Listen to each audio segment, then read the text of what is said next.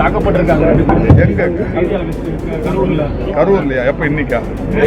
நேத்தியா? தெரியல, என்ன காரணம் தெரியல.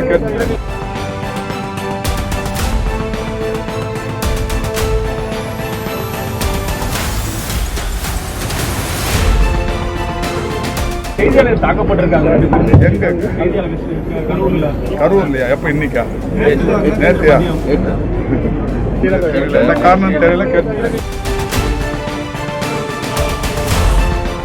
ஆட்சி பொறுப்பேற்ற நாள் முதல் மக்கள் நல்வாழ்வுத்துறையில் பல்வேறு சிறப்பு திட்டங்களை தொடர்ச்சியாக செயல்படுத்தி வருகிறார்கள்.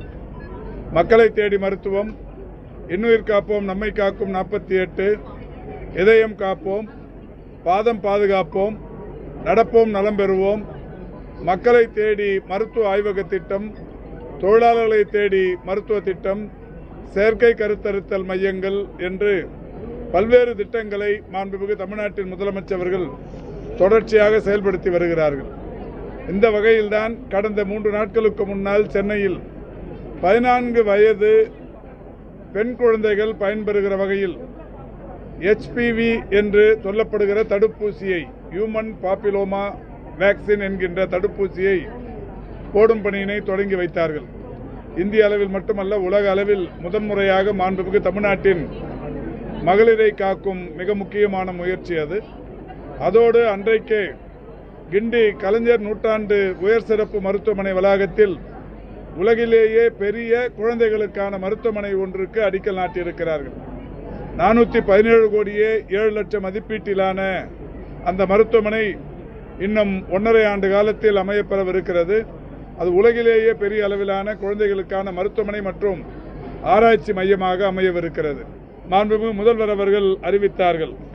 அதன்படி இன்று வரை நடைபெற்று முடிந்திருக்கிற முகாம்களின் எண்ணிக்கை 1256. கடந்த வியாழக்கிழமை மாலையோடு நடைபெற்று முடிந்திருக்கிற முகாம்களின் எண்ணிக்கை 1076 முகாம்கள் நடைபெற்று முடிந்திருக்கிறது. மாவட்ட அரசு தலைமை மருத்துவமனைகள், டிஸ்ட்ரிக்ட் ஹெட் குவார்ட்டர்ஸ் 17 மட்டுமே இருந்தது.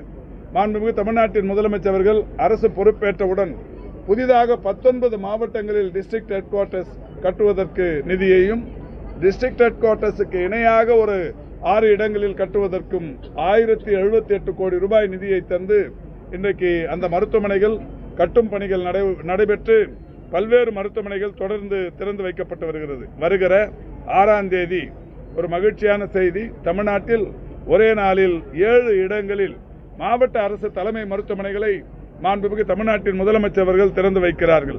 வருகிற 6ஆம் தேதி காலை 10 மணிக்கு தலைமைச் செயலகத்திலிருந்து காணொலி வாயிலாக ஜெயங்கொண்டம், மயிலாடுதுறை, ராஜபாளையம், அருப்புக்கோட்டை, குளித்தலை, காங்கேயம் மற்றும் திண்டிவனம் ஆகிய 7 இடங்களில் இந்த டிஸ்ட்ரிக்ட் ஹெட் குவார்ட்டர்ஸ் மாவட்ட அரசு தலைமை மருத்துவமனைகள் மாண்புமிகு தமிழ்நாட்டின் முதலமைச்சர்கள் திறந்து வைக்கிறார்கள்.